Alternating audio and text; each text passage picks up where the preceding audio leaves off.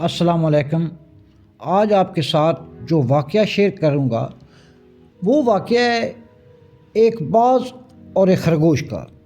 اونچی چٹانوں کے درمیان ایک خاموش دوپہر تھی۔ ہوا ہلکی چل رہی تھی اور فضا میں ایک عجیب سی سکون بھری خاموشی پھیلی ہوئی تھی۔ چٹان کے کنارے ایک چھوٹا سا خرگوش آرام سے بیٹھا گھاس کھا رہا تھا۔ اسے اندازہ نہیں تھا کہ کوئی آنکھ اسے غور سے دیکھ رہی ہے۔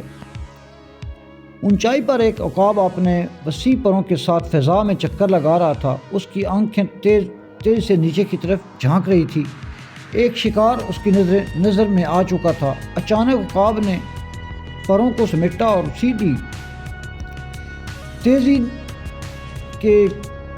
تیزی سے نیچے کی طرف آنا شروع کیا۔ اس کی رفتار ہوا کو چیرتی ہوئی خرگوش تک بڑھ رہی تھی۔ خرگوش نے آواز سنی اور فوراً بھاگ کھڑا ہوا۔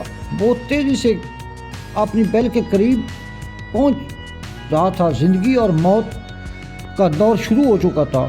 خرگوش سوراخ کے قریب پہنچ چکا تھا مگر عقاب رفتار میں اس سے کہیں زیادہ تھا۔ آخری لمحے عقاب نے اپنے مضبوط پنجوں میں خرگوش کو دبوچ لیا۔